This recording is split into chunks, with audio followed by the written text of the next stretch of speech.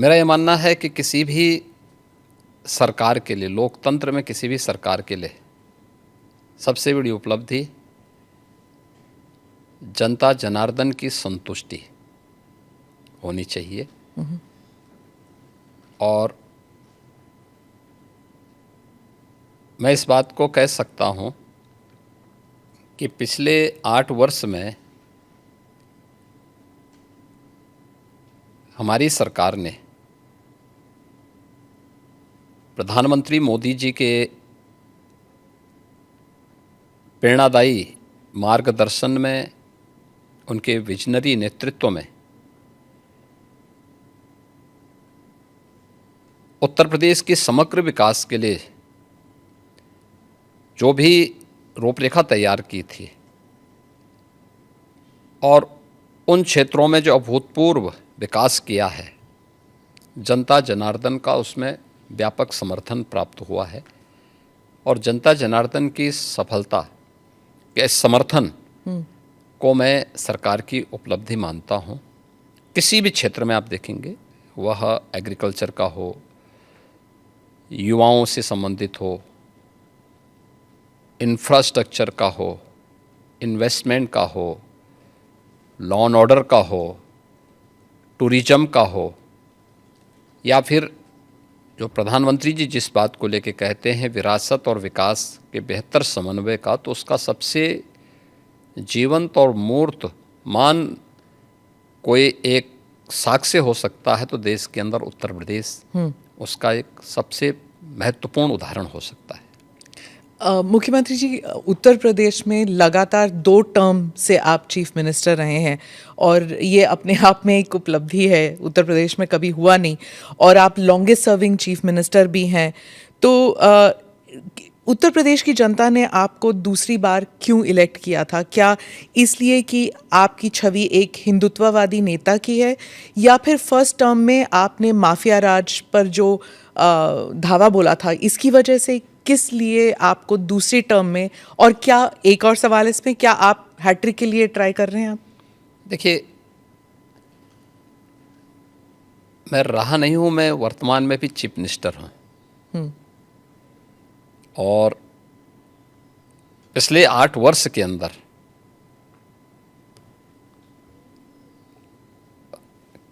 अपनी पार्टी के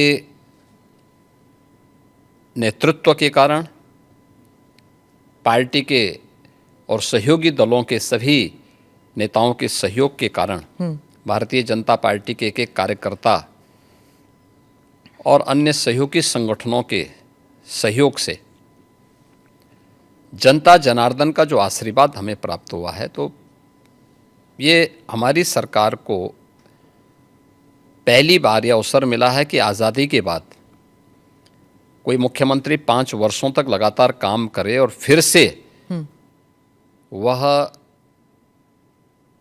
2/3 मेजॉरिटी के साथ गवर्नमेंट बना ले। ये फर्स्ट टाइम हुआ था और यह भी उपलब्धि हमारे साथ जुड़ी थी। और पिछले 8 वर्ष से तो हम यहाँ सेवा कर ही रहे हैं। तो सेवा, सुरक्षा और सुशासन का जो मॉडल हमारी पार्टी का था, उसको प्रभावी ढंग से उत्तर प्रदेश में लागू करने के कारण आज जनता जनार्दन का व्यापक आशीर्वाद भारतीय जनता पार्टी के साथ में है, हमारे साथ में है। और लोकतंत्र में जनता जनार्दन का आशीर्वाद जिसके साथ में होगा वह सरकार में आएगा। तो ये ट्रिपल एस, तो ट्रिपल टाइम सरकार, तो ट्रिपल एस तो उसी का उदाहरण है। तो फिर तीसरी बार के लिए भी आप कोशिश करेंगे? मैं कोशिश नहीं करूंगा, हमारी पार्टी कोशिश करेगी। पर चीफ मिनिस्टर तो आप ही बनेंगे ना? नहीं, मैं क्यों बन सकता हूँ? भारतीय जनता पार्टी का कोई भी कार्यकर्ता बन सकता है। अच्छा, क्योंकि ऐसी अटकलें लगाई जा रही थी, क्योंकि आपने कहा था कि जब आप पहले टर्म में आपको कुछ अफसर ने कहा था कि आप अयोध्या मत जाइए, विवाद हो सकता है, और आपने कहा कि अगर सत्ता चली भी जाए तो कोई बात नहीं। अब आपने ये 2-3 बारी कहा कि सत्ता चली जाएगी, त्याग देंगे। जब ऐसी बातें होती है तो फिर अटकलें लगाई जाती है कि शायद योगी जी दिल्ली की तरफ देख रहे हैं, या फिर दिल्ली से न्योता आया है। देखिए, ये उदाहरण उन प्रसंगों को लेकर के होते हैं जहाँ पे विरासत को आगे बढ़ाने का एक जज्बा सामने आता है। 2017 के पहले अयोध्या की क्या स्थिति थी, हर एक व्यक्ति जानता था। एक जद्दोजहद के साथ जब हम लोग उस समय अयोध्या की यात्रा करते थे तो बहुत सारे बैरियर हुआ करते थे, बुनियादी सुविधाओं का अभाव था और अयोध्या अपनी पहचान के लिए मोहताज थी। 2017 में भारतीय जनता पार्टी की डबल इंजन की सरकार उत्तर प्रदेश में बनी और उत्तर प्रदेश में सरकार बनने के बाद उन चुनौतियों से भी हमें का भी सामना करना था। जो आज़ादी के बाद से लगातार जिन भावनाओं को दबाया गया था वहाँ पे, साथ साथ अयोध्या का समग्र विकास भी करना था, लेकिन अयोध्या को उसकी पहचान भी देनी थी। और उसी में एक बड़ा तबका ऐसा था जो ये मानता था कि हमें इस प्रकार के मुद्दों को नहीं टच करना चाहिए क्योंकि ये विवाद हो सकता है। देखिए, आप सत्ता में रहेंगे तो आपके लिए अनुकूल वातावरण भी होगा, प्रतिकूल भी होगा। अनुकूल और प्रतिकूल के बीच में समन्वय बना करके जब हम आगे बढ़ते हैं तो ही कुछ परिणाम दे पाएंगे। और अयोध्या के साथ भी यही हुआ। हमने कहा भी ठीक है, विरोध होता है तो होने दीजिए, देखेंगे। अयोध्या जाएंगे, कोई एक कार्यक्रम का शुभारंभ करेंगे जो अयोध्या की पहचान बन सके। दीपावली तो अयोध्या से जुड़ी हुई थी, दीपोत्सव, और दीपावली के आयोजन को एकदम विस्मृत सा कर दिया गया था अयोध्या में ही। तो हमने दीपोत्सव के आयोजन के साथ फिर उसकी पहचान को वहाँ दिलाई। तो हम लोगों ने वहाँ पे मर्यादा पुरुषोत्तम भगवान श्री राम के प्रति और सरयू मैया के प्रति दीपोत्सव के माध्यम से जो कृतज्ञता ज्ञापित की थी, उसका परिणाम आज नई अयोध्या के रूप में सबके सामने है, जिसको देख करके हर व्यक्ति अभिभूत होता है।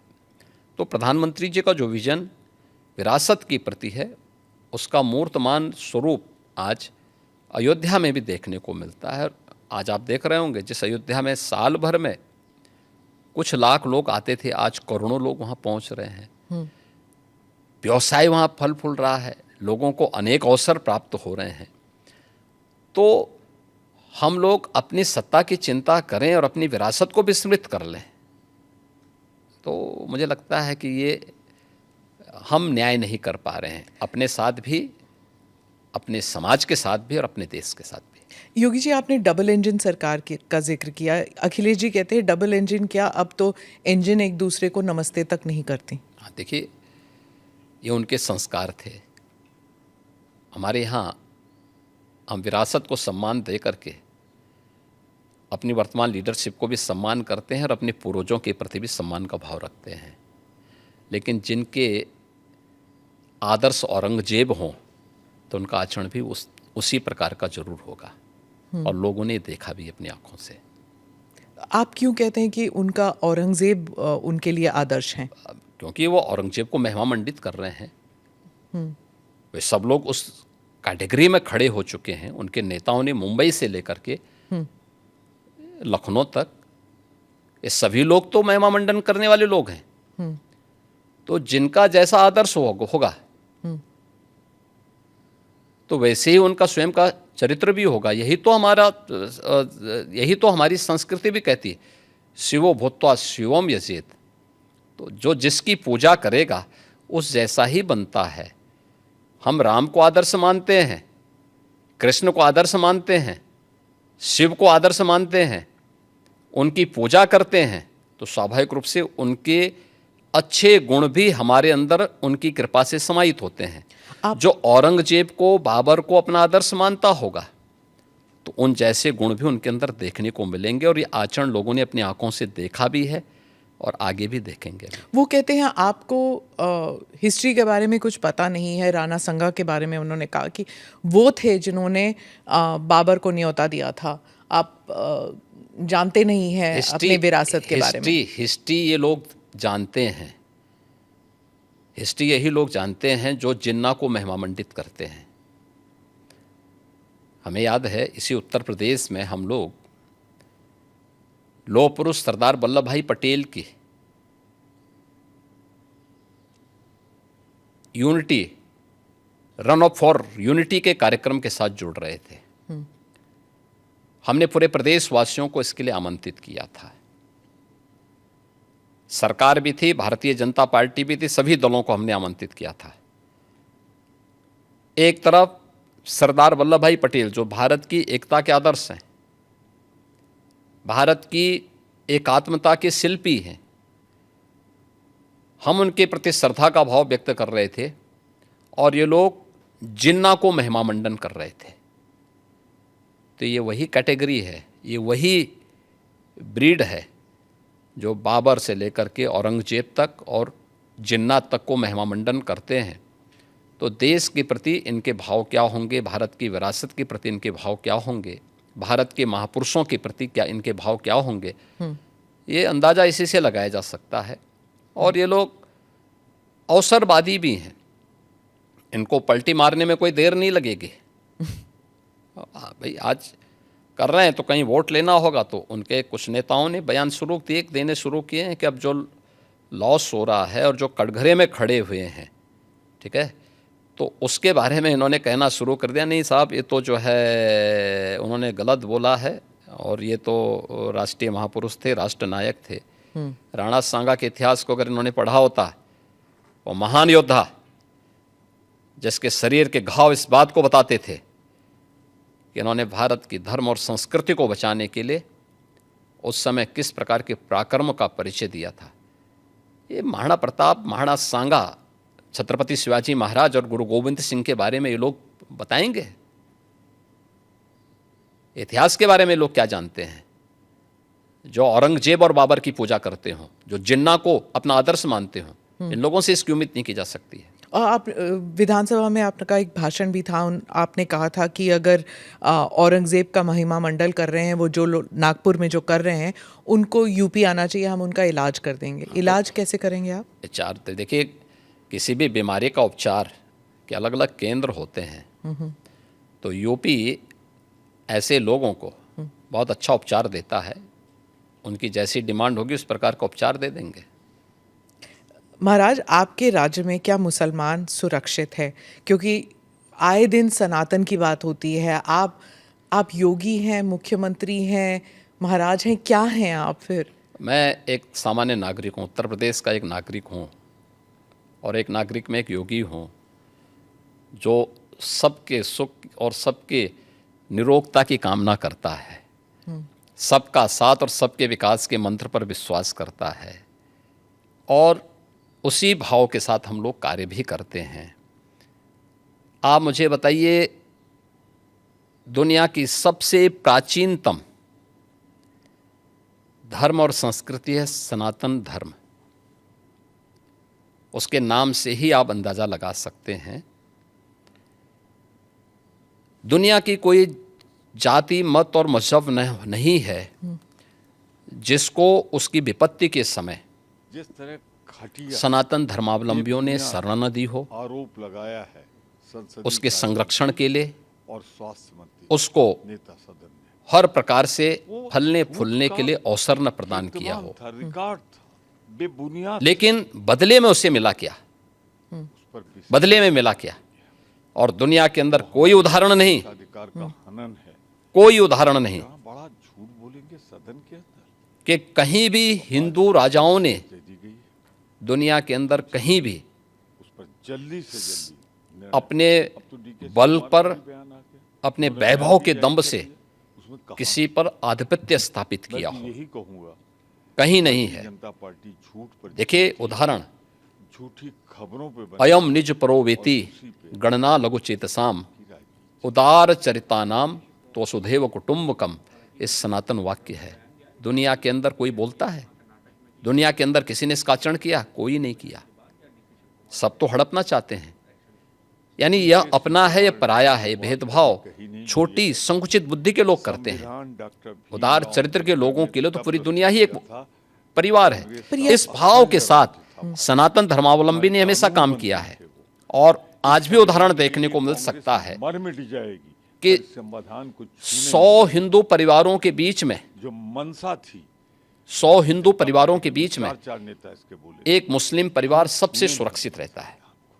संविधान का उसको इसके स्वरूप पर्व और मानते त्योहारों को, हैं। आम आदमी का अधिकार कायम रहेगा। उसको हम उसके साथ अपने सभी खड़े हैं। डीके शिवकुमार मजहबी ने जो कर्मों कहा को था, करने के लिए, एक तो या देश जिस मत और मजहब या संप्रदाय या सेक्ट का अनुयायी होगा उसको उस परंपरा के अनुसार अपने सारे धार्मिक मान्यताओं या उपासना विधि को पूरी स्वतंत्रता होती है। लेकिन मैं कहता हूँ 100 परिवारों के बीच में, एक हिंदू की बात तो दूर करिए, 100 मुस्लिम परिवारों के बीच में 50 हिंदू सुरक्षित रह सकता है क्या? नहीं रह सकता। की अब बांग्लादेश आपके सामने उदाहरण है, कॉमेडी में बदल गई। इससे पहले पाकिस्तान उदाहरण था, अफगानिस्तान में क्या हुआ था। और चुनाव के बाद उप मुख्यमंत्री ये बन गए भाजपा। चीजें दिखाती हैं और होशियारी यही है भाजपा का इतिहास कहीं धुआं उड़ रहा हो या किसी को ठोकर लग रही हो उपयोग करते हैं और तो हमें ठोकर लगे इससे पहले हम संभल जाएं। शिंदे के साथ हुआ। तो वही संभलने के लिए चोट बोला लगी, जाता है। चोट मारी हम तो भाजपा सबके ने बीच और सबको बदला ले रहे हैं। समान भाव से देख रहे हैं। एक उत्तर प्रदेश में मुसलमान सबसे ज्यादा सुरक्षित है, जिसका काम सबसे ज्यादा सुरक्षित है। अगर हिंदू सुरक्षित है तो वह भी सुरक्षित है। वो उसका पेशा है, पर उसने ऐसी कोई अगर बात नहीं दंगे की, यहाँ नाम यूपी नहीं में लिया, होते थे जो कोई बात 2017 के पहले, अगर कार्रवाई अगर हिंदू की दुकान जलती थी तो मुसलमान की भी जलती थी, हिंदू का घर जलता था तो मुसलमान की भी जलती थी। और 17 के बाद से दंगे बंद हुए। अगर हिंदू सुरक्षित है तो मुसलमान भी सुरक्षित है। और दूसरा जो मैंने कहा कि इतिहास में कोई उदाहरण नहीं बता सकता कि शिवसेना अपने के बल बाद से, अपने वैभव से ठोर दिया किसी हिंदू जगह राजा ने कदम रखने के लिए। किसी देश पर जबरन कब्जा किया हो, कभी नहीं।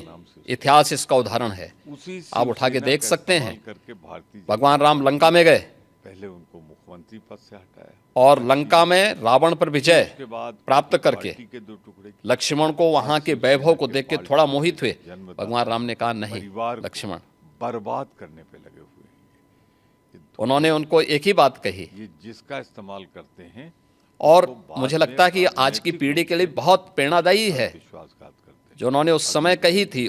लक्ष्मण जी को जो प्रेरणा, जो निर्देश भगवान राम दे रहे हैं लंका के बारे में, अपि स्वर्णमयी लंका नमे लक्ष्मण रोचते जननी जन्म भूमिस्य स्वर्गादपि गरीयसी, कि लक्ष्मण लंका भले ही सोने की क्यों न हो, लेकिन याद रखना ये मुझे रुचिकर नहीं लगती, मेरी रुचि का नहीं है। मेरा काम था माता सीता को दुरात्मा रावण से मुक्त करना, वो मैंने कर लिया है। अब हमें यहाँ से निकलना है, क्योंकि जिस माँ ने जन्म दिया है और जहाँ हमने जन्म लिया है उससे बढ़कर के दूसरा कोई भी, स्वर्ग से बढ़कर के उपभोग दूसरा हो ही नहीं सकता, इससे बढ़कर के उपभोग हो ही नहीं सकता है, चाहे वो स्वर्ग ही क्यों ना हो। और इसलिए हम यहाँ नहीं करेंगे। ये उदाहरण मैं इसलिए दे रहा हूँ जिसलिए जो सनातन धर्म पर प्रहार करते हैं उनकी आंखें खुलें, वो देखें। उदाहरण हमारे सामने पर्याप्त हैं और ऐसे अनेक उदाहरण आपको समय समय पर मिलेंगे। मुख्यमंत्री जी, आपने रोग हटाने की बात की, लेकिन कभी कभी ऐसा लगता है आप रोग ही हटाने की बात कर रहे हैं, क्योंकि जो बुलडोज़र चला है, आज नागपुर में चला है, यहाँ पर भी कोर्ट भी कहता है कि ये बुलडोज़र जस्टिस बंद होना चाहिए, लेकिन कोई बंद नहीं कर रहा। आज भी नागपुर में चला है, तो ये जब बुलडोज़र जस्टिस जब मना किया है फिर भी चल रहा है। देखो, जो न्याय मानते होंगे उनके लिए न्याय होता है। जो स्वयं न्याय को, कानून को अपने हाथों में लेते हैं तो बहुत बार कानून के दायरे में रह करके उनको सबक भी सिखाया जाता है। जो जैसे समझेगा उसको उसी भाषा में समझाना चाहिए। आप मुझे बताइए, कोई हिंसक बनकर के प्रहार करने के लिए आ जाए हमारे सामने और हम उसके सामने गिड़गिड़ाएं, ये नहीं। अगर वो हिंसक बन के आया तो उसको पहले उसकी हिंसा का प्रतिकार तो वहाँ पे करना पड़ेगा ना। आप कानून के दायरे की बात कर रहे हैं, फिर आपने कहा कि संभल पे आ रही हूँ मैं, आपने कहा कि संभल में 65 कुछ तीर्थ स्थल हैं, 64 और 18 की पहचान हो गई है। योगी जी अब बढ़ गए 54 तक पहुँच गई है। आप कितनी जगह खोदेंगे, कितने अरे मस्जिद जितने भी होंगे सब ढूंढेंगे, जितने भी होंगे सब ढूंढेंगे, सब निकालेंगे और दुनिया को बोलेंगे कि भगवान ने जिसको आंखें दी हैं वो आके देखो तो क्या हुआ था संभल में। देखिए, संभल एक सच्चाई है, और मैं इसलिए नहीं कह रहा हूं भाई आपको उपासना विधि की पूरी छूट है, कहीं भी आप बनाइए, लेकिन आप तो इस्लाम के मुद्दों से ही भटक करके काम किए हैं। पर ये तो बन चुके हैं अब ये उनको। बन नहीं चुके हैं। इस्लाम कहता है कि किसी भी हिंदू मंदिर या किसी हिंदू घर को तोड़ करके आपके द्वारा बनाई गई कोई भी इबादत गृह ये खुदा को स्वीकार्य नहीं है। क्यों आपने बनाई? आप तो इस्लाम के विरुद्ध आचरण कर रहे हैं। पर आप तो कानून के दायरे में हम रहकर काम कानून कर- के दायरे में रह के सब काम कर रहे हैं। अगर कानून के दायरे में रह रहे हैं तो फिर आप मथुरा की बात क्यों उठा रहे हैं? मथुरा क्योंकि की वो बात तो, क्यों नहीं उठानी? मथुरा श्री कृष्ण की जन्मभूमि नहीं है क्या? पर वो तो अब कोर्ट में है ना। कोई कोर्ट का ही आदेश पालन कर रहे हैं ना, तो अब तक तो वहाँ बहुत कुछ हो गया होता। तो अयोध्या, काशी, अब फिर मथुरा भी, और कितने देखिए, और? आप मुझे बताइए, सनातन हिंदू धर्म के जो महत्वपूर्ण स्थल हैं उन सभी स्थलों को हमारी विरासत के प्रतीक हैं। देखिए, डॉक्टर राम मनोहर लोहिया के नाम पे राजनीति बहुत सारे लोग करते संबल में होंगे। ही 65 निकाल रहे हैं आप, तो फिर 65 नहीं, वहाँ 68 सभी तीर्थों को हम निकाल रहे हैं। 54 से अधिक निकल चुके हैं और बाकी सभी को ढूंढ रहे हैं। शास्त्रीय प्रमाण उसके मौजूद हैं, उनको दिखा रहे हैं कहाँ कहाँ हैं। जिसने भी कब्जे किए होंगे उनको एक एक करके सबको निकालेंगे। कितने मस्जिद फिर निकलेंगे? मस्जिद, देखिए, सवाल मस्जिद का नहीं है, जितने अतिक्रमण होंगे वो अतिक्रमण हटेंगे। बीते साल रामनवमी के मौके पर बंगाल में जब काफ़ी हिंसा हुई थी, जब प्रदर्शन निकला था, इस बार भी बीजेपी कह रही है कि वहाँ रामनवमी में शोभा यात्रा निकाले जाएंगे। उत्तर प्रदेश में ईद और रामनवमी उसको लेकर क्या आपने कोई सख्त निर्देश दिए हैं कि हिंसा नहीं होनी चाहिए? देखिए, हम लोग समय समय पे प्रशासन के साथ बैठते हैं और पहले से ही इसके लिए एक एसओपी हम लोगों ने तैयार करके रखी हुई है। और उत्तर प्रदेश पहला राज्य है जिसने माननीय उच्चतम न्यायालय के ही निर्देशानुसार धर्मस्थलों के माइक को, जो उसके परिसर के बाहर आवाज़ आती थी, उसको कंट्रोल कर किया है या उसको उतारा है, कंट्रोल किया है इस संवाद के माध्यम से। आप मुझे बताइए कि उत्तर प्रदेश जैसे राज्य में अगर हम कर सकते हैं तो बंगाल में क्यों नहीं हो सकता? यहाँ पर होली पर भी मस्जिद के ऊपर नहीं, टार्पलिन चला गया था। देखिए, अब रंग खेल रहे हैं तो हो सकता गया, तो उससे कोई अस्तित्व खराब तो नहीं हुआ किसी का। आप मुझे बताइए। पहले तो कभी नहीं हुआ था। नहीं, ऐसा नहीं है। आप मुझे बताइए, मुहर्रम में जुलूस निकलते हैं, क्या उनका झंडे की छाया मंदिर के आसपास या किसी हिंदू घर के ऊपर नहीं पड़ती है क्या? क्या उससे हिंदू घर अपवित्र हो जाता है क्या? ये सख्त निर्देश हैं कि भाई जिसको रंग से परहेज है उस पर मत डालना, लेकिन फिर भी पड़ गया है और प्रशासन उसको साफ करके फिर से नगाई पुताई कर दे रहा है। ये कौन सी बात है? क्या रंग बिरंगे कपड़े पहनते नहीं? हिंदू से ज़्यादा रंग बिरंगे तो मुसलमान ही पहनता कपड़ा, तो फिर रंग से परहेज क्यों? यानी तो दोहरा आचरण है ये तो। क्या रंग बिरंगी कपड़े पहने, लेकिन अगर रंग पड़ जाए तो हाय तौबा मचाते हैं? ये नहीं हो सकता है। ये दोहरा आचरण क्यों मचाते हो जी? अरे गले मिलो। बहुत सारे मुसलमानों ने रंग में होली खेली है। शाहजहांपुर में तो नवाब साहब की पूरी झांकी निकलती, शोभा यात्रा ही निकलती वहां पे। तो हमने महाकुंभ के दौरान भी देखा था कि कई मुसलमान आए थे। तो क्या दिक्कत है? हाँ, अच्छी बात थी। अगर कोई अपने को भारतीय मानता है, कुंभ तो सभी भारतीयों का है और आना चाहिए कुंभ में। मैंने तो कहा था जो भारतीय बनकर के आएगा, श्रद्धा भाव के साथ आएगा, उसका स्वागत है। महाकुंभ लेकिन पे- अगर कोई किसी नकारात्मक मानसिकता के साथ आता है तो स्वीकार्य नहीं। जी, महाकुंभ में करोड़ों लोग आए थे।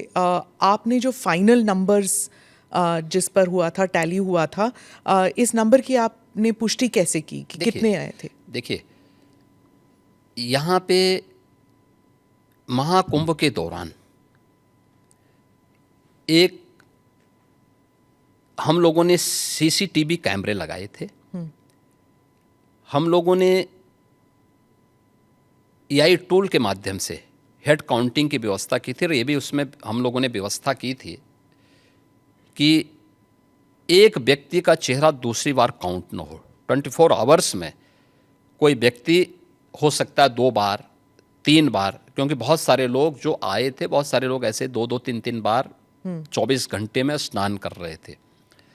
लेकिन काउंट एक बार हो, फेस रिकॉग्निशन की व्यवस्था भी उसमें की गई थी, हेड काउंट करने की व्यवस्था की गई थी, और उसको काउंटिंग करके फिर हर 24 घंटे के बाद हम उसके रिजल्ट को सामने, हर दूसरे घंटे में वो रिजल्ट सामने आता था, टोटल फिर 24 घंटे में करके वो फाइनल उसका वो बनता था, डाटा तैयार होता था।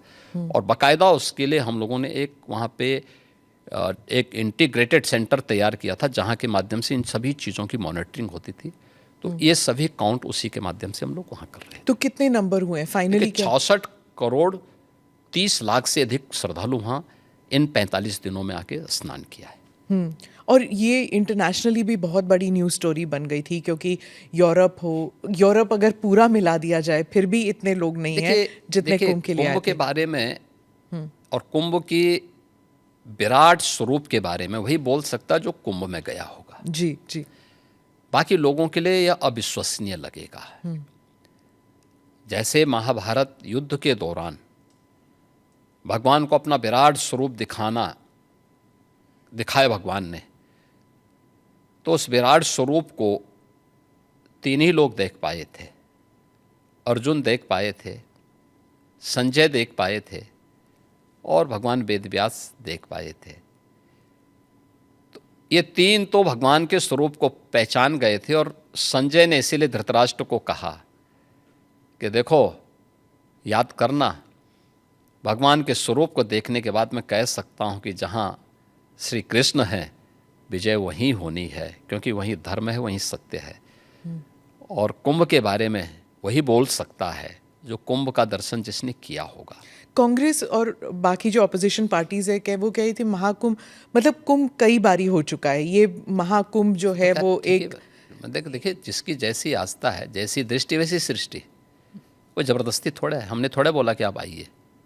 जो आते थे उनके नेतागण बहुत सारे आए, उनके जो नेता थे, उनके मंत्रीगण आए थे, डिप्टी सीएम आए थे, बहुत सारे लोग आए थे, उनके मुख्यमंत्री भी आए थे कांग्रेस के बहुत सारे। वे तो आके अभिभूत होके गए।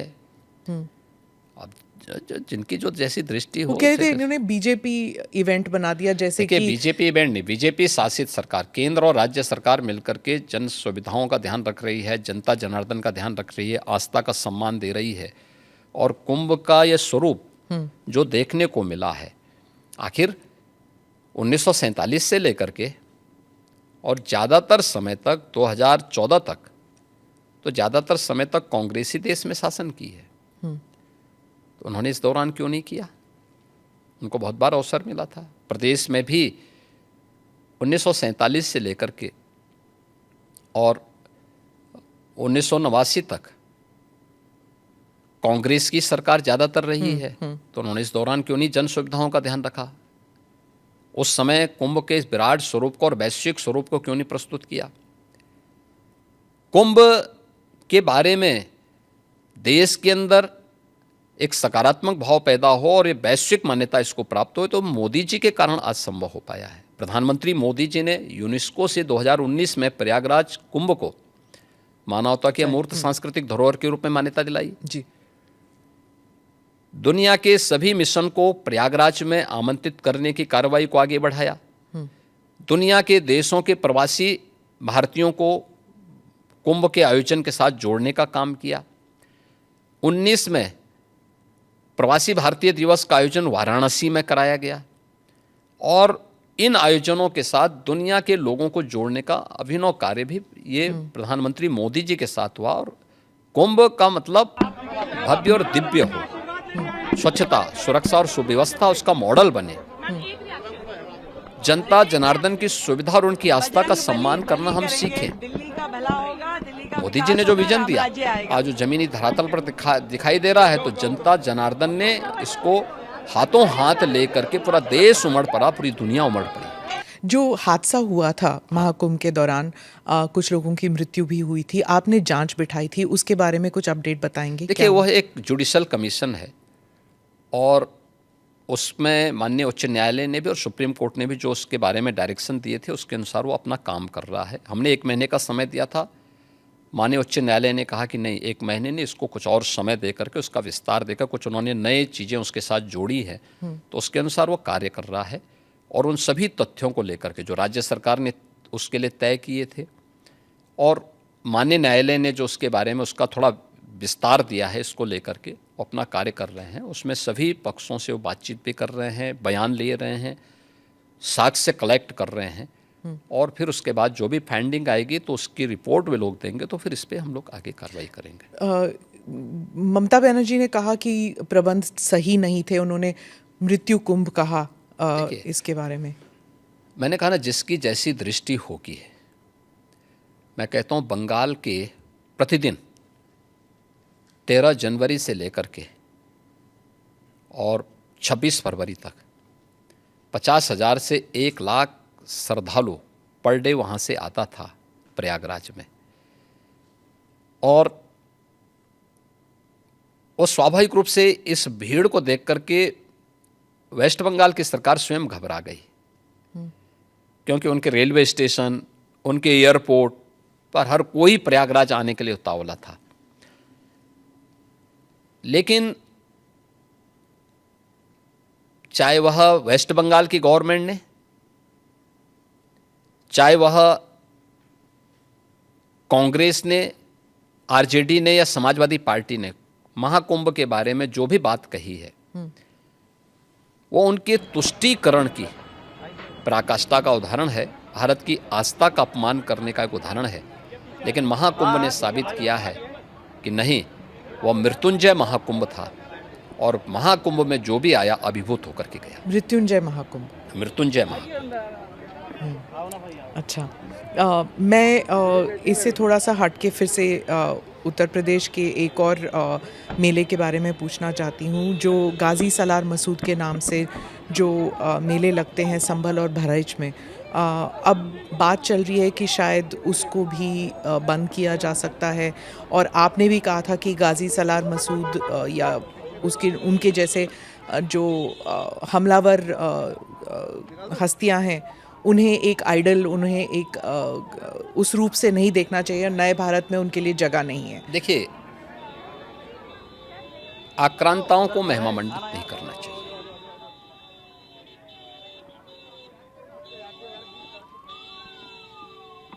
ये भी हमें मालूम होना चाहिए कि ये आक्रांता विदेशी थे। इन्होंने भारत की आस्था पर प्रहार किया, भारत की बहन बेटियों की इज्जत के साथ खिलवाड़ किया, भारत को लूटा। इसका महिमा मंडन आस्था का अपमान है। इनका महिमा मंडन मातृशक्ति का अपमान है। इनका महिमा मंडन करके हम देश का अपमान करते हैं, और मुझे लगता है कि यह कोई भी भारतीय स्वीकार नहीं करेगा। याद करना, यही वे आक्रांता थे जिन्होंने देश के अंदर जबरन धर्मांतरण को आगे बढ़ाया था। देश के अंदर आज इस बजट से दिल्ली वाले खुश होंगे, अपने पूर्वजों की परंपरा का जो स्मरण करते हैं। ऐतिहासिक बजट है, बजरंगबली के आशीर्वाद से दिल्ली वालों के लिए खुशियों का बजट है, दिल्ली के निर्माण का बजट रखे हुए हैं कि उनके पूर्वज कोई न कोई हिंदू था। तो मुझे लगता है उस समय किन्हीं कारणों से उनको अगर इस्लाम स्वीकार करना पड़ा है, तो उन आक्रांताओं की क्रूरता से कोई जजिया कर नहीं दे पाया, कोई जो है अपने स्वयं के परिवार को बचाने के नाम पर, कोई अन्य उसके नाम पर। मुझे लगता है कि हम लोगों को इसको स्वीकार नहीं करना चाहिए कि आक्रांता का कहीं महिमा मंडन हो। पर कुछ तो ट्रेडिशन का मतलब क्या होता है? ट्रेडिशन के लिए आप फतेह करते थे। गाजी को तो कहीं, गाजी तो यहाँ उत्तर प्रदेश में कोई भी युद्ध जीता नहीं था। देखिए, सालार मसूद गाजी वही है जिसने मोहम्मद गजनवी के साथ भगवान सोमनाथ के मंदिर को लूटने और तोड़ने का काम किया था। ये विदेशी लुटेरा था, और इसको महाराज सुहेल देव के नेतृत्व में हिंदू राजाओं ने जिस कार्य के लिए हकदार था, जिंदा खड़ा करके इसको पूरी तरह जलाया था। इस्लाम में सबसे क्रूर मौत मारी जाती है। जिसका वो हकदार था, उसने जितना अत्याचार किया था, हिंदू धर्म और संस्कृति को तोड़ करके, आस्था पर प्रहार करके, बहन बेटियों की इज्जत के साथ खिलवाड़ करके, वही व्यवहार उसके साथ उस समय हिंदू राजाओं ने किया था। तो जय जयकार तो महाराज सुहेलदेव की होनी चाहिए और पूजा महाराज सुहेलदेव की होनी चाहिए, न कि सालार मसूद गाजी की। इसीलिए कहते हैं ना कि मुसलमान खतरे में है, जो ओवैसी कहते हैं आपके राज्य में, क्योंकि जो ट्रेडिशन चलते आए हैं आप उनको हटाना चाहते हैं, जो उनके जिनके लिए वो पूजनीय समझते हैं आप उनको कह रहे हैं कि वो गद्दार हैं, उनको हटाना चाहते हैं आप। इसलिए मुसलमान इससे खतरे में नहीं है, इनकी वोट बैंक की राजनीति खतरे में है। जिस दिन अपने पूर्वजों को भारतीय मुसलमान समझ जाएगा, इन सब के बोरिया बिस्तर बन जाएंगे। इसलिए अपने बोरिया बिस्तर को दुरुस्त रखने के लिए लोग इस प्रकार की भड़काऊ बातें को कहते हैं। भारत के मुसलमानों को याद रखना होगा, वे तभी सुरक्षित हैं जब हिंदू सुरक्षित है, हिंदू ट्रेडिशन सुरक्षित हैं, उसी के साथ उनकी भी सुरक्षा निहित है। तो हिंदू कहाँ खतरे में है? हाँ, तो हिंदू कश्मीर के अंदर क्या हुआ था, अभी बांग्लादेश के अंदर क्या हुआ है, पाकिस्तान के अंदर क्या हुआ है। महाराज आप यहाँ पे जाएंगे, आप बांग्लादेश जाएंगे, आप पाकिस्तान जाएंगे, कहाँ जाएंगे? 1947 के पहले पाकिस्तान और बांग्लादेश दोनों भारत के हिस्से थे जी। इतिहास है, इस सच्चाई को आप भी जानती है, मैं भी जानता हूँ, पूरा भारतीय जानता है। हम उस सच्चाई को कैसे भूल सकते हैं? क्या पाकिस्तान में हमारी हिंगलाज माता का मंदिर नहीं है क्या? क्या आप इसको भूल जाएंगे? क्या बांग्लादेश में माता ढाकेश्वरी का मंदिर नहीं है क्या? तमाम ऐसे धर्मस्थल हैं जो आज भी वहां पड़े हुए हैं। हिंदुओं के साथ किस प्रकार का व्यवहार हुआ? इसीलिए तो सीए कानून लाई बीजेपी की सरकार, जो हिंदू यहाँ आना चाहते हैं। हम हिंदुओं के आने देने की बात नहीं कर रहे हैं, जो आ चुके हैं, जो आ चुके हैं। आखिर इन लोगों ने जो यहाँ पर इस्लाम खतरे में बात कर रहे हैं, उन हिंदुओं का भी इन्होंने यहाँ विरोध किया था। आप अनुमान करिए कि भारत में ही वो हिंदुओं का विरोध कर रहे हैं, तो पाकिस्तान और बांग्लादेश के अंदर क्या हाल हो रहे होंगे, उनके हालात क्या होंगे। इनकी मानसिकता का अंदाजा इसी से लगाया जा सकता है कि हिंदुओं के प्रति इनके दुराग्रह कितने खतरनाक हैं और कितने छोटे स्तर के हैं। कांग्रेस के एक दिग्गज नेता ने कहा है कि वो संविधान बदल देंगे। इसी बात को लेके 2024 में बीजेपी के ऊपर ये प्रहार किया गया था और आपकी पार्टी के नंबर कम आए थे, क्योंकि ये प्रचार या दुष्प्रचार जो भी कहना चाहें आप, ये कहा गया था। और अभी डीके शिव कुमार ने संविधान के बारे में कुछ कमेंट्स पास किए हैं, आपका उस पर क्या कहना है? देखिए, कर्नाटक सरकार के द्वारा धर्म के आधार पर आरक्षण, यह बाबा साहब भीमराव अंबेडकर के द्वारा दिए गए संविधान का अपमान है। याद करना, जब संविधान सभा में आरक्षण की बात हुई तो उसमें धर्म के आधार पर आरक्षण का मुद्दा भी उठा था और बाबा साहब भीमराव अंबेडकर ने इसका पुरजोर विरोध किया था। उन्होंने कहा था कि आरक्षण सामाजिक रूप से उन लोगों को दिए जाने चाहिए जिनके साथ अस्पृश्यता और छुआछूत सैकड़ों वर्षों से होती आई है। अनुसूचित जाति जनजाति के लोगों को उसके साथ जोड़ा गया था और इसीलिए भारत के संविधान ने विशेष प्रावधान करके उनके लिए आरक्षण की व्यवस्था दी। धर्म के आधार पर आरक्षण का विरोध भारत के संविधान सभा के हर एक सदस्य ने किया था और सबने इस बात को कहा था, क्योंकि उसी समय देश 1947 में देश का विभाजन धर्म के आधार पर हुआ था और उसका विरोध और उसकी साया आने वाले समय में भारत पर न पड़ने पाए। लेकिन ये कांग्रेस 1952 से लगातार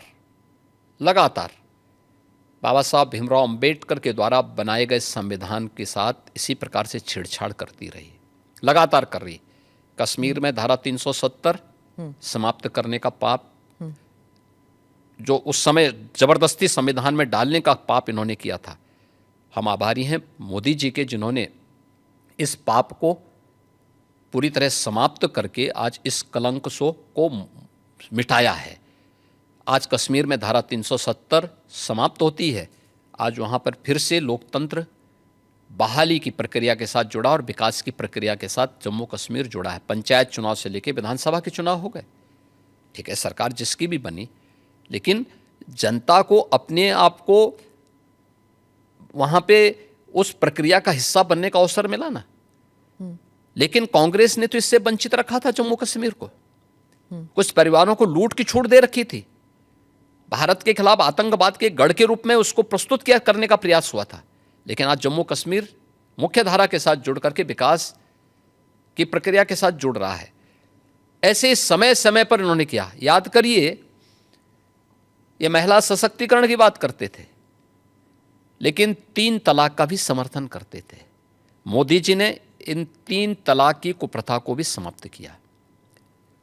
और महिला सशक्तिकरण का सबसे बड़ा उदाहरण है कि 3 तलाक के नाम पर जब मर्जी आए तब कोई जो है किसी महिला के जीवन के साथ खिलवाड़ करे, ये नहीं हो सकता है। आज वो एक मजबूत सुरक्षा कवच मिला है। तो ये चीज़ें देने का काम वो किया था। तो कांग्रेस को जब भी अवसर मिला है, डीके शिव कुमार वही बोल रहे हैं जो विरासत में कांग्रेस ने उनको दिया है, जो कांग्रेस का एजेंडा है।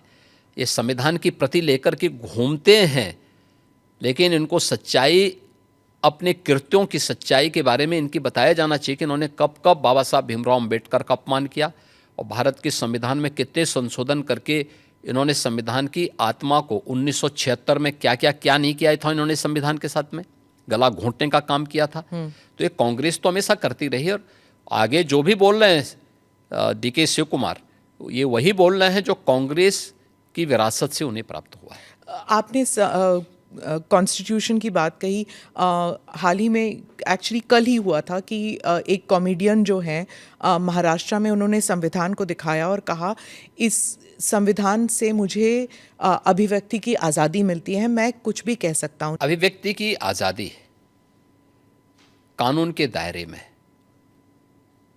संवैधानिक मूल्यों के दायरे में होना चाहिए और उसी दायरे में अभिव्यक्ति की स्वतंत्रता है। आपके अभिव्यक्ति की स्वतंत्रता किसी दूसरे व्यक्तिगत प्रहार करने के लिए नहीं हो सकती है। दुर्भाग्य है कि कुछ लोगों ने देश का चीरहरण करना, विभाजन की खाई को और चौड़ी करने के लिए इस अभिव्यक्ति की स्वतंत्रता को अपना जन्मसिद्ध अधिकार मान लिया है।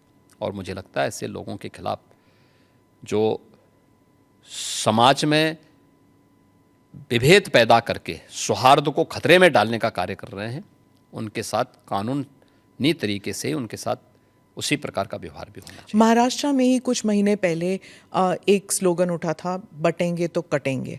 वो भी ऐसे ही विभाजनकारी स्लोगन ही था? विभाजनकारी नहीं था। आप मुझे बताइए, यह देश गुलाम क्यों हुआ? क्योंकि जातियों में विभाजित था। अगर उनको जोड़ने की बात की जा रही है कि वे बंटो मत, अच्छे के बारे में सोचो, विकास के बारे में सोचो, विरासत के बारे में सोचो। ये उछला नहीं था, ये यूपी से मैंने ही कहा था कि बटेंगे तो कटेंगे, एक रहेंगे तो सेफ रहेंगे। तो ये बात यहाँ से हमने कही थी और मुझे लगता है कि चीज़ें आगे बढ़ी, लेकिन इसमें बुराई आगे बढ़ी। इलेक्शन जीत गए आप? नहीं, इलेक्शन हम उससे कारण नहीं जीते। इलेक्शन के बहुत सारे कारण होते हैं। एक नारा इलेक्शन जीतने का, कटने की बात जब होती है तो कैसे जुड़ने की बात? क्या बात करते हैं, क्यों नहीं जुड़ेंगे? जब कटने काटने की बात आप मुझे बताइए, इतिहास में करोड़ों हिंदू काटे नहीं गए क्या? तो फिर लाखों हिंदू कश्मीर में काटे नहीं गए क्या? काटे नहीं गए थे। तो इसीलिए हम उसको भूल क्यों जाते हैं? इतिहास वर्तमान का दर्पण होता है और भविष्य की कार्य योजना बनाने का एक माध्यम भी होता है। तो इसको खुरेद के इसलिए वर्तमान पीढ़ी भूल गई होगी तो उसको बताने का एक माध्यम है। अरे बताना पड़ेगा हमें, ये हमारा दायित्व भी है। पर ये खुरेदने से क्या दंगे वंगे नहीं होंगे? दंगे कैसे होंगे? फिर दंगाइयों का उपचार भी तो है।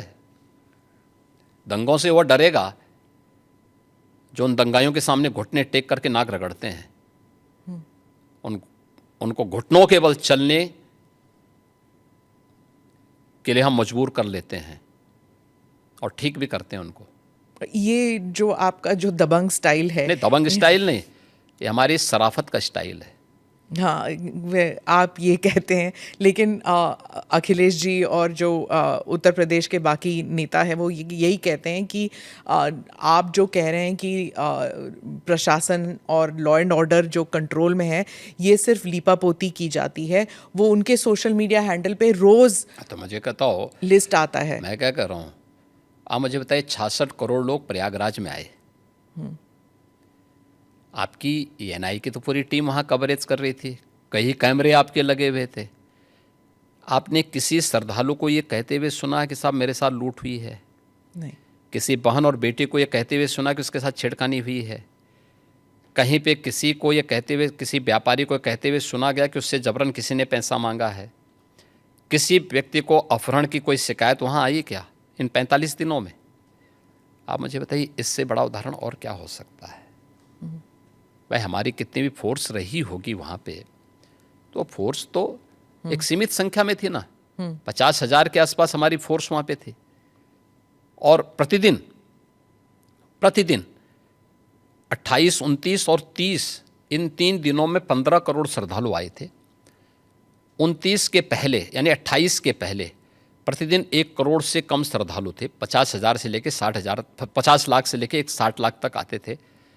और 29 के बाद से फिर ये बढ़ता गया, और 3 फरवरी के बाद से यानी बसंत पंचमी के बाद से यह और तेज़ी के साथ आगे बढ़ा। संख्या 1.5 करोड़, 2 करोड़, 1.5 करोड़, 2 करोड़ की पर डे की आ रही थी। लेकिन कहीं आप लोगों ने सुना? कोई बात नहीं थी। दूसरा, 25 करोड़ की आबादी का राज्य, अगर आपसी पहले से गुटबाजी नहीं है, पहले से वैमनस्यता नहीं है और कोई आपसी वो नहीं है, तो सामान्य रूप से कोई इस प्रकार की घटना को अंजाम नहीं दे सकता है। यह लिपापोती नहीं, ये वास्तविकता है। और ये उत्तर प्रदेश की बहन बेटियां इस बात को जब अभिव्यक्त करती हैं, हम लोग नहीं बोलते हैं, ये तो उत्तर प्रदेश की माताएं बहनें बोलती हैं, बेटियां बोलती हैं कि हम आज सुरक्षित हैं। नहीं तो 17 के पहले तो यहाँ पे स्कूली बालिकाएं बहुत सारी ऐसी थीं, ऐसे ऐसे कस्बे थे, ऐसे ऐसे जनपद थे जहाँ पर अभिभावक अपने बच्चों को या तो दूर के रिश्तेदार के पास या किसी हॉस्टल में दूर भेज देता था। आप मुझे बताइए, जब उस बेटी को माँ बाप का संरक्षण मिलना है बचपन में, तब वो दूर हॉस्टल में जा कर के पढ़ने के लिए मजबूर है। आज मुझे प्रसन्नता है कि डबल इंजन की भारतीय जनता पार्टी की सरकार के कारण वह बेटी अपने माँ बाप के संरक्षण में अपने घर से स्कूल जाती है और घर में वापस आती है। आज वो अपने को सुरक्षित महसूस करती है। और मैं तो एक बेटी से मिलने के लिए कैराना गया था। मैं जब उस परिवार में गया था 2015 में, उस परिवार के अभिभावक की हत्या हुई थी। वो एक व्यापारी परिवार था, और जब उस परिवार से मिलने के लिए गया था, वो परिवार यहाँ से भाग करके सूरत चला गया था।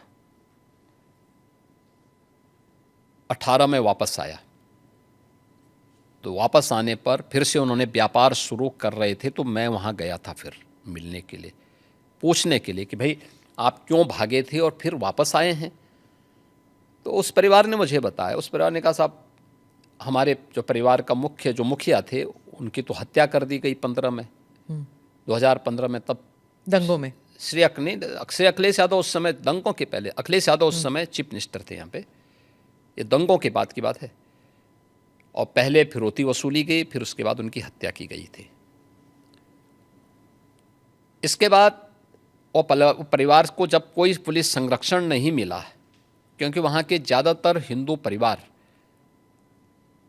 पलायन कर गए थे, कैराना छोड़ करके भाग चुके थे। लेकिन सरकार जब आई, सरकार ने जब ऐसे आपराधिक तत्वों के खिलाफ सख्ती शुरू की, हमारी सरकार आने के बाद, तो बहुत सारे परिवार वापस आना शुरू हुए। तो उनकी प्रॉपर्टी पे बहुत सारे दंगाइयों ने कब्जा करके रखा हुआ था, तो उन कब्जों को खाली, बहुत सारे लोगों ने तो सरकार बनते ही कब्जे खाली कर दिए थे, बाकी जो बचे हुए थे तो उनको हमने वसूली के साथ कब्जे खाली भी करवाए, और ये सारी कार्रवाई वहाँ पे संपन्न हुई। तो उस परिवार से मैं मिलने के लिए गया था, क्योंकि उस परिवार के एक प्रमुख सदस्य की हत्या हुई थी और उसके बाद ही किराना का पलायन शुरू हो गया था। उस परिवार में 6ठी क्लास में पढ़ने वाली एक बालिका थी। मैं उस परिवार में गया तो मैंने उस बेटी से पूछा, मैंने कहा कौन क्लास में पढ़ती? उसने कहा 6ठी क्लास में। मैंने कहा स्कूल जाने में भय नहीं लगता है? उसने कहा नहीं नहीं, अब तो नहीं लगता है। अब सोचिए कि 3 साल पहले जो बेटी स्कूल जाने से वंचित रह गई थी और सूरत जाने के लिए मजबूर हुई थी, वही परिवार वापस आया, क्या उसको सुरक्षा नहीं मिलनी चाहिए थी?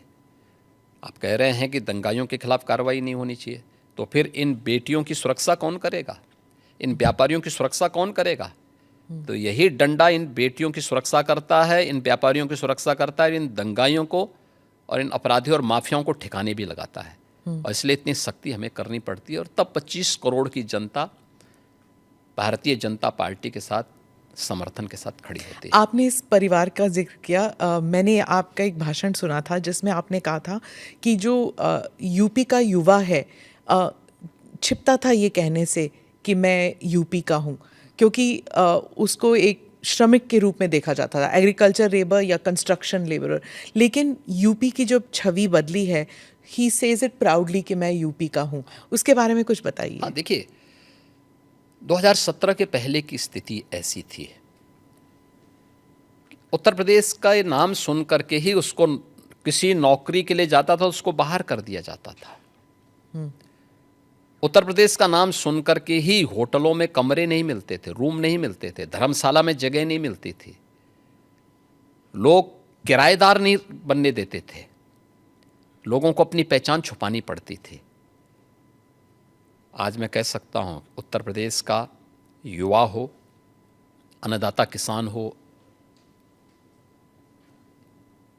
या किसी भी सेक्टर का कोई व्यक्ति आज पहचान के लिए मोहताज नहीं है।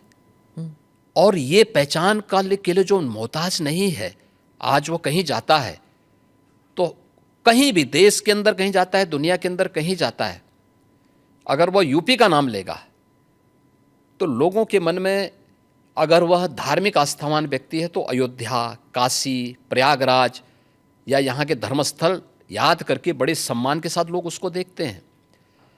यूपी के नाम से, यूपी के इंफ्रास्ट्रक्चर से लोगों के मन में होता, अच्छा ये वहीं से आए हैं। तो यूपी जो पहले एक श्रम शक्ति माना जाता था, एक लेबर के रूप में यहाँ की एक पहचान थी कि यहाँ के लोग एक सामान्य उसके साथ जुड़ेंगे, आज वही यूपी विरासत की शक्ति के रूप में और अर्थ शक्ति के रूप में देश के अंदर और दुनिया के अंदर अपनी पहचान बनाई। आप तो फिल्म जगत से भी लोगों को बुला रहे हैं यहाँ पर। हमारी फिल्म सिटी, यहाँ पे यूपी के अंदर एक फिल्म सिटी का निर्माण का कार्य प्रारंभ हो रहा है और उस पर सारी कार्रवाई आगे बढ़ चुकी है। और मुझे लगता है कि कला का सम्मान किया जाना चाहिए और कला के उसी सम्मान को आगे बढ़ाने के लिए हम लोगों ने इस प्रक्रिया को आगे बढ़ाया। योगी जी, एक और सवाल है वक्फ अमेंडमेंट बिल को लेकर। वो संसद में टेबल होने वाला है।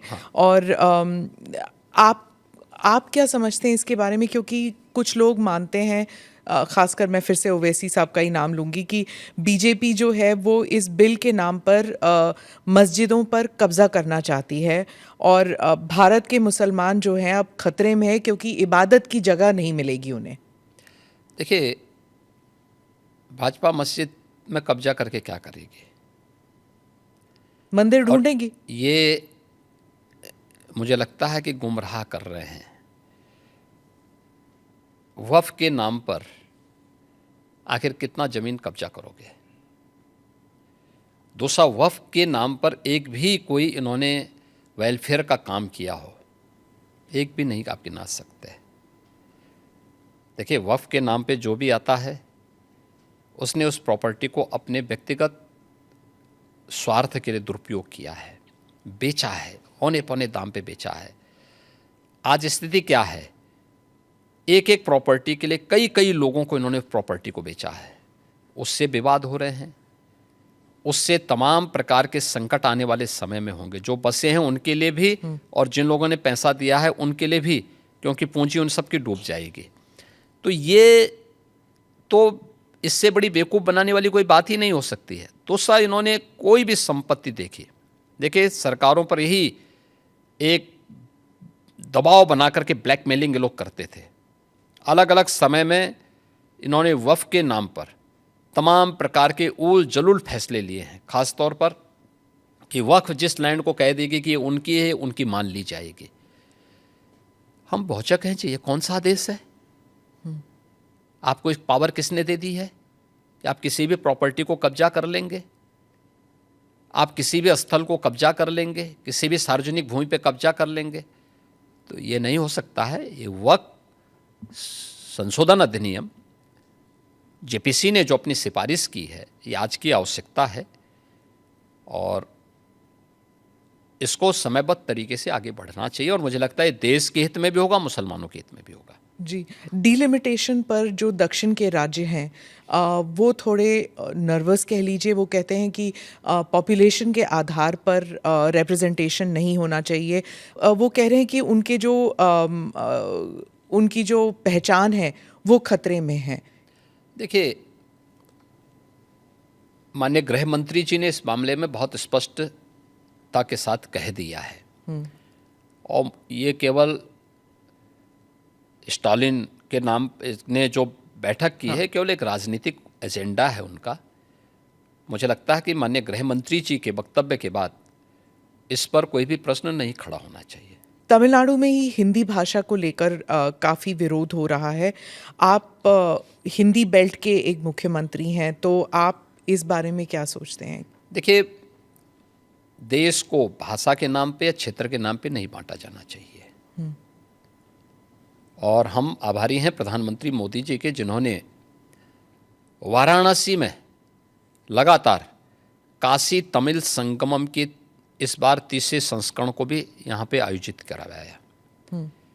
यानी एक तरफ काशी है और उत्तर प्रदेश है जिसमें काशी तमिल संगमम का आयोजन हो रहा है। तमिल भारत की प्राचीनतम भाषाओं में से एक है और इसका इतिहास उतना ही पुराना है जितना संस्कृत का इतिहास है। हर भारतीय के मन में तमिल के प्रति श्रद्धा और सम्मान का भाव है क्योंकि भारत की विरासत के बहुत सारे तत्व आज भी उसमें मौजूद हैं। तो हिंदी से नफरत क्यों? भाषा कोई तोड़ती नहीं है, वो जोड़ने का काम करती है और त्रिभाषा सूत्र के माध्यम से तो हिंदी को राजभाषा की मान्यता देकर के हिंदी, इंग्लिश और स्थानीय भाषा, वो तमिल हो सकती है, मलयालम हो सकती है, कन्नड़ हो सकती है, तेलुगु हो सकती है, मराठी हो सकती है, बंगाली हो सकती है, असमी हो सकती है, उड़िया हो सकती है, किसी भी अन्य भाषा को आप लोकल स्तर पर लागू करिए। ये तो देश के अंदर एकता का संदेश देने वाला, उत्तर से दक्षिण तक, पूरब से पश्चिम तक पूरे भारत को एकता के सूत्र में जोड़ने वाला माध्यम है और मुझे लगता है कि भारत का राष्ट्रगान भी इसी बात का संदेश देता है। ये केवल एक संकीर्ण राजनीति है। जब इन लोगों के वोट बैंक खिसकते हैं तो ये लोग इसी प्रकार की क्षेत्रीयता की और भाषाई आधार पर बांटने की दुरभिसंधि करते हैं। जनता जनार्दन को देश की एकता के लिए इस प्रकार के किसी भी षड्यंत्र से हमेशा सचेत रहना चाहिए। कर्नाटका में और तमिलनाडु में, खासकर इन दोनों राज्यों में कई लोगों का मानना है कि जब यूपी या बिहार के जो हिंदी स्पीकिंग स्टेट्स के लोग जाते हैं और वहाँ पर बसते हैं, 10-15 साल भी रहते हैं, पर वहाँ की स्थानीय भाषा नहीं बोलते, हिंदी ही बोलते हैं और ऑटो रिक्शा वालों के साथ या फिर किसी रेस्टोरेंट में हिंदी में ही बात करते हैं, स्थानीय भाषा में नहीं करते। लेकिन उन राज्य से जब लोग उत्तर प्रदेश आते हैं तो हिंदी बोल लेते हैं, हिंदी में ही बात करते हैं क्योंकि कामकाज की जो भाषा है वो हिंदी है। तो क्या समस्या आ रही? मैं कहता हूँ कि हमें हर भाषा को सीखना चाहिए। हम तो यहाँ उत्तर प्रदेश के विश्वविद्यालयों में तमिल भी पढ़ा रहे हैं, तेलुगु भी पढ़ा रहे हैं, कन्नड़ भी पढ़ा रहे हैं, मलयालम भी पढ़ा रहे हैं और यही नहीं पढ़ा रहे हैं, हम लोग विदेशी भाषाओं को भी यहाँ पढ़ा रहे हैं यहाँ के विश्वविद्यालयों में। ये तो नेशनल एजुकेशन पॉलिसी में भी ये सारे प्रावधान किए गए हैं।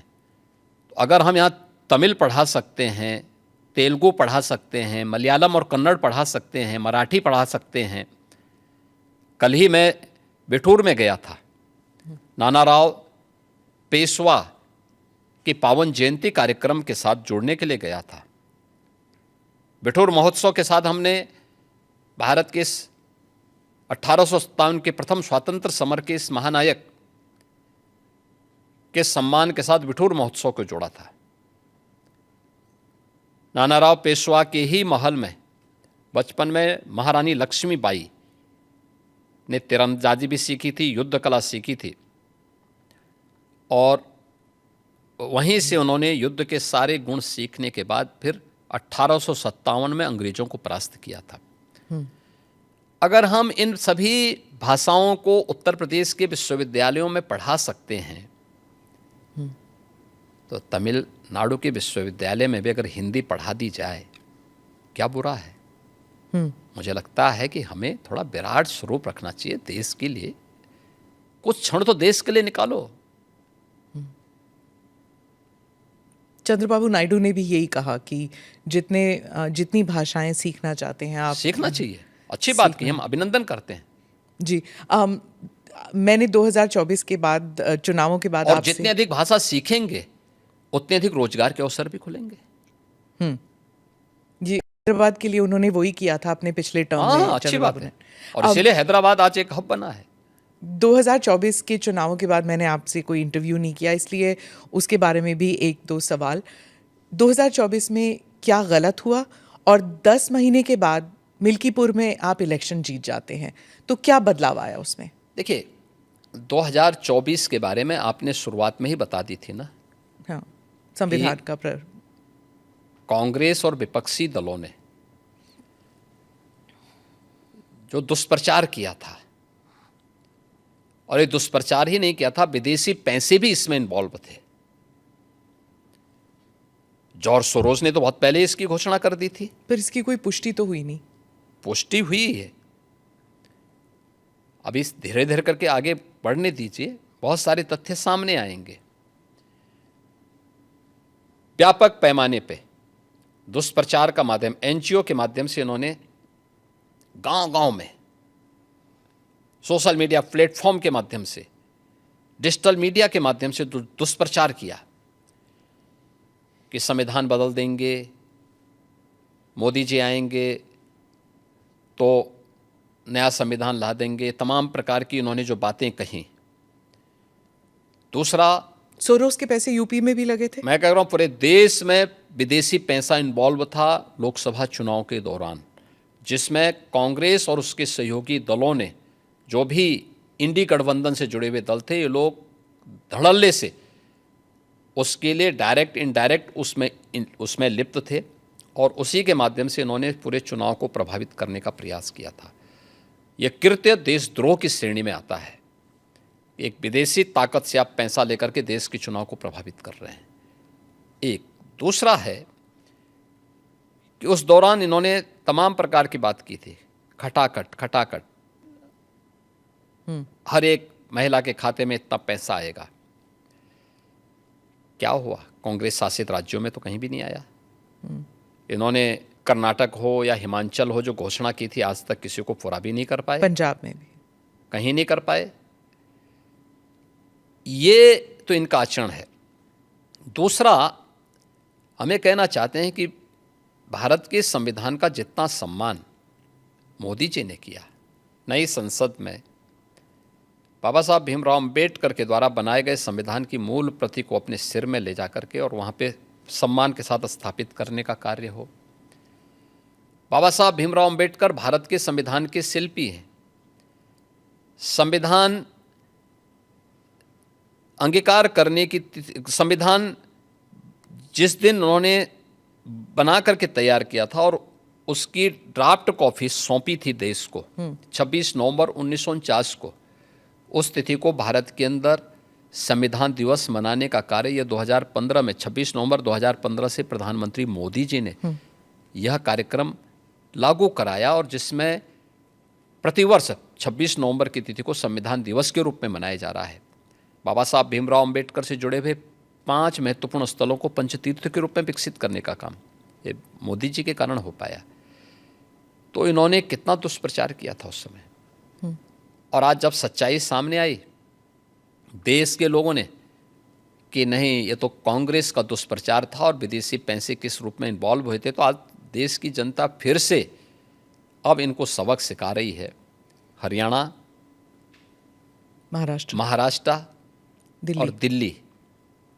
अभी ये 3 चुनाव में परिणाम सामने आए और यूपी में भी 10 उपचुनाव हुए थे। 10 में से 8 भारतीय जनता पार्टी जीती थी और ये सभी, चाहे वो मिल्कीपुर हो, कटहरी रही हो, कुंदर की रही हो, ये सभी समाजवादी पार्टी की सीट्स थी और वहाँ से बीजेपी उनको बहुत थम्बिंग मेजोरिटी से जीती है। कुंदर की में हमारा प्रत्याशी जीता है 1,45,000 से, कटहरी में हम जीते हैं 38,000 से और अभी मिल्कीपुर में हमारा प्रत्याशी जीता है 62,000 वोट से। तो ये चीज़ें दिखती हैं कि जनता जनार्दन झूठ को बहुत दिनों तक बर्दाश्त नहीं करती। पर ये भी कहा जाता है कि उम्मीदवारों का जो चयन हुआ था 2024 में और फिर अब जो बाई इलेक्शंस हुए थे उसमें भी फर्क आया था। देखिए, उस समय कांग्रेस और उसके सहयोगी दलों का दुष्प्रचार ज़्यादा वो था और उन लोगों ने हर एक प्लेटफॉर्म का दुरुपयोग किया था। लेकिन जब कैंडिडेट लिस्ट होता है और सभी की सहमति से आगे बढ़ता है। एक और बात चली थी उस वक्त कि आरएसएस ने इतना प्रचार नहीं किया 2024 में, लेकिन महाराष्ट्र में, हरियाणा में, दिल्ली में वो ग्राउंड पर उतरे थे और उन्होंने प्रचार किया था। क्या आरएसएस के साथ कोई मतभेद था उस वक्त? देखिए, राष्ट्रीय स्वयंसेवक संघ भारत के अंदर एक अभिभावक के रूप में कार्य करने वाला एक ऐसा स्वयंसेवी संगठन है जो दुनिया के अंदर किसी देश में नहीं है और दुनिया का सबसे बड़ा स्वयंसेवी संगठन है। राष्ट्रीय स्वयंसेवक संघ राजनीतिक गतिविधियों में भाग नहीं लेता है, अपने केवल सामाजिक कार्यों के प्रति जन जागरण के अभियान के साथ जुड़ता है। राष्ट्रीय स्वयंसेवक संघ एक आम जनमानस को उनके मुद्दों के साथ, उनकी मातृभूमि के साथ जोड़ने का काम करता है। राजनीतिक गतिविधियों में राष्ट्रीय स्वयंसेवक संघ का कोई भी हस्तक्षेप नहीं होता है। राहुल गांधी हर राज्य में जाके यही कह रहे हैं कि राष्ट्रीय स्वयंसेवक संघ सभी भारतीयों को एक जैकेट में, एक विचार, एक सोच, एक एजुकेशन, एक किस्म से to go forward in life, एक ही रूल है, एक ही एग्जाम्पल है और भारत में ये नहीं चलेगा। भारत में डाइवर्सिटी बहुत है। क्या एक भारत और श्रेष्ठ भारत नहीं बनना चाहिए? तो अलग अलग तरीके होते हैं, अलग अलग रास्ते होते हैं। कौन से रास्ते होते हैं उनसे पूछना चाहिए ना। तो क्या कर रहे थे 6 दशक तक? पूछे ना अपने नाना से भी और अपने दादी से भी, अपने पिताश्री से भी। क्यों नहीं पूछा इन्होंने? क्यों नहीं उन्होंने उस समय किया जो काम पिछले 10.5 वर्ष के अंदर मोदी जी ने करके दिखाया है, जिसमें पूरे भारत की स्वीकृति है, पूरा भारत का व्यापक जन समर्थन मोदी जी को प्राप्त हो रहा है। ये काम क्यों नहीं कांग्रेस ने कर लिया?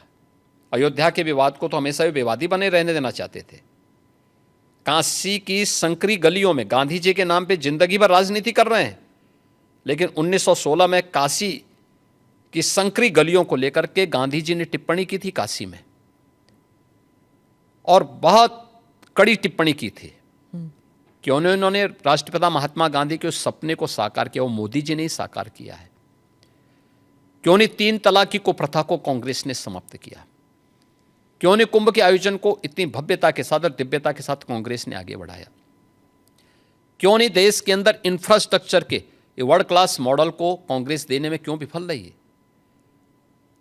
एक भारत श्रेष्ठ भारत के ये सभी अवसर हैं।